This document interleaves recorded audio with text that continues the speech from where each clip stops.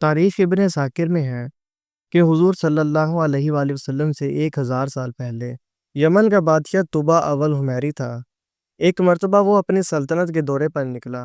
12,000 عالم اور حکیم اور 1,32,000 سوار اور 1,13,000 سپاہی اپنے ہمراہ لیے، اور اس شان سے نکلا کہ جہاں بھی پہنچتا اس کی شان و شوکت شاہی دیکھ کر مخلوق خدا چاروں طرف سے نظارہ دیکھنے کے لیے جمع ہو جاتی تھی۔ یہ بادشاہ جب دورہ کرتا ہوا مکہ معظمہ پہنچا تو اہل مکہ سے کوئی اسے دیکھنے نہ آیا۔ بادشاہ حیران ہوا اور اپنے سب سے بڑے وزیر سے اس کی وجہ پوچھی تو اس نے بتایا کہ اس شہر میں ایک گھر ہے جسے بیت اللہ کہتے ہیں۔ اس کی اور اس کے خادموں کی جو یہاں کے باشندے ہیں تمام لوگ بے حد تعظیم کرتے ہیں، اور جتنا آپ کا لشکر ہے اس سے کہیں زیادہ وہ لوگ دور و نزدیک سے اس گھر کی زیارت کو آتے ہیں اور یہاں کے باشندوں کی خدمت کر کے چلے جاتے ہیں۔ پھر آپ کا لشکر ان کے خیال میں کیوں آئے؟ یہ سن کر بادشاہ کو غصہ آیا اور قسم کھا کر کہنے لگا، میں اس گھر کو کھدوا دوں گا اور یہاں کے باشندوں کو قتل کروا دوں گا۔ یہ کہنا تھا کہ بادشاہ کے ناک، منہ اور آنکھوں سے خون بہنا شروع ہو گیا اور ایسا بدبودار مادہ بہنے لگا کہ اس کے پاس بیٹھنے کی بھی کسی کو طاقت نہ رہی۔ اس مرض کا علاج کیا گیا مگر افاقہ نہ ہوا۔ شام کے وقت بادشاہ کے ہمراہی علماء میں سے ایک عالم ربانی تشریف لائے اور نبض دیکھ کر فرمایا کہ یہ مرض آسمانی ہے اور علاج زمین کا ہو رہا ہے۔ اے بادشاہ، آپ نے اگر کوئی بری نیت کی ہے تو فوراً اسے توبہ کیجیے۔ بادشاہ نے دل ہی دل میں بیت اللہ شریف اور خدام کعبہ کے متعلق اپنے ارادے سے توبہ کی۔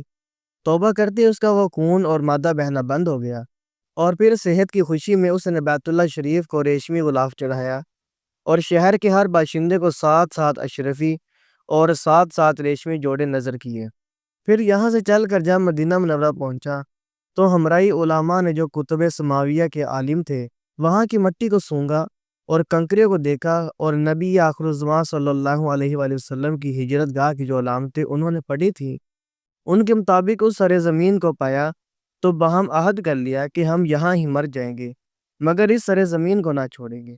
اگر ہماری قسمت نے ساتھ دیا تو جب نبی آخر الزمان صلی اللہ علیہ وآلہ وسلم یہاں تشریف لائے گے ہمیں بھی زیارت کا شرف حاصل ہو جائے گا، ورنہ ہماری قبروں پر تو ضرور ہی کبھی نہ کبھی ان کی جوتیوں کے مقدس خاک اڑ کر پڑ جائے گی جو ہماری نجات کے لیے کافی ہے۔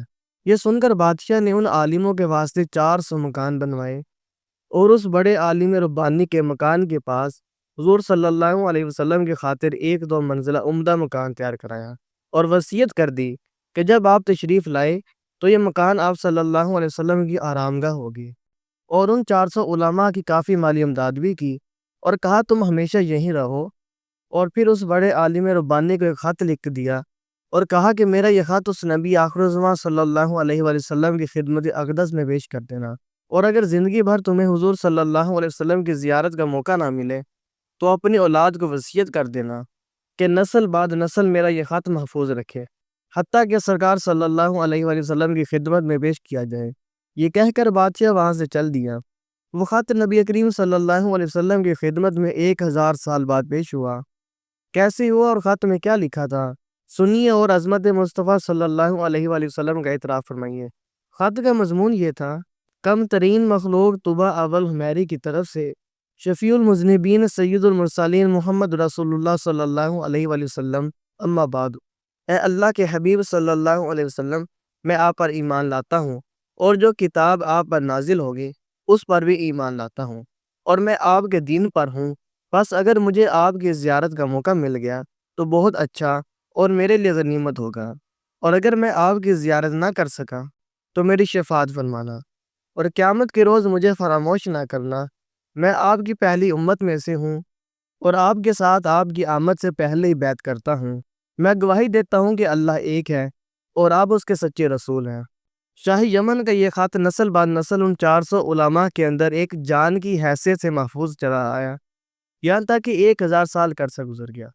ان علماء کی اولاد اس کثرت سے بڑھی کہ مدینہ کی آبادی میں کئی گنا اضافہ ہو گیا، اور یہ خط دست بدست ما وصیت اس بڑے عالم ربانی کی اولاد میں سے حضرت ابو ایوب انصاری رضی اللہ تعالیٰ عنہ کے پاس پہنچا، اور آپ نے وہ خط اپنے غلام خاص ابو لیلہ کی تحویل میں رکھا۔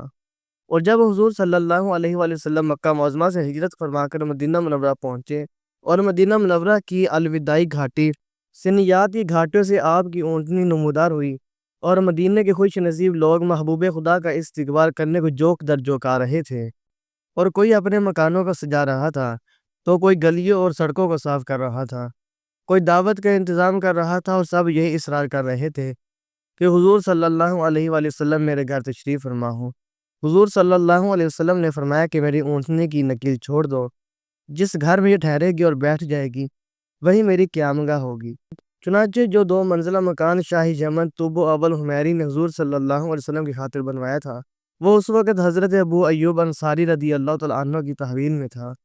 اسی میں حضور صلی اللہ علیہ وسلم کی اونٹنی جا کر ٹھہر گئیں۔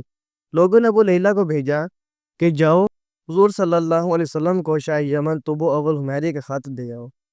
جب ابو لیلہ حاضر ہوا تو حضور صلی اللہ علیہ وسلم نے اسے دیکھتے فرمایا، تو ابو لیلہ ہے؟ یہ سن کر ابو لیلہ حیران ہو گیا۔ حضور نے فرمایا، میں محمد رسول اللہ ہوں، شاہ یمن کا جو میرا خط تمہارے پاس ہے لاؤ، وہ مجھے دو۔ چنانچہ ابو لیلہ نے وہ خط دیا، اور حضور نے پڑھ کر فرمایا، صالح بھائی طوب اول حمیری کو آفرین و شاباش ہے۔ ناظرین، اس سے ہمیں یہ سبق ملتا ہے کہ ہمارے حضور صلی اللہ علیہ وسلم کا ہر زمانے میں چرچا رہا، اور خوش قسمت افراد نے ہر دور میں حضور صلی اللہ علیہ وسلم سے فیض پایا۔ اگلی پچھلی تمام باتیں جانتے ہیں، اور یہ بھی معلوم ہوا کہ حضور صلی اللہ علیہ وسلم کی آمد کی خوشی میں مکانات اور بازاروں کو سجانا اور مزین کرنا صحابہ کرام علیہم رضوان کی سنت ہے۔ پھر آج اگر حضور صلی اللہ علیہ وسلم کی آمد کی خوشی میں بازاروں کو سجایا جائے، گھروں کو مزین کیا جائے اور جلوس نکالا جائے تو اسے بدعت کہنے والا خود کیوں بدعتی نہ ہوگا۔ دعا ہے کہ اللہ تبارک و تعالی ہمیں بھی اپنے محبوب صلی اللہ علیہ وآلہ وسلم کی ادب و تعظیم کی توفیق عطا فرمائے۔ آج کی اس ویڈیو میں اتنا ہی۔ ایسی مزید معلوماتی ویڈیوز دیکھنے کے لیے ہمارے چینل کو لازمی سبسکرائب کر لیجیے گا۔ شکریہ۔